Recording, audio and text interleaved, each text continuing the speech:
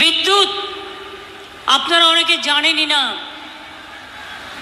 অনেকে 17ই চালিয়ে দেয় এয়ার কন্ডিশন মেশিনটা দার্জিলিংয়ে থাকবেন বলে, 18ই চালিয়ে দেন। কিন্তু বিদ্যুতের যে চাহিদা বাড়ছে, সেই চাহিদা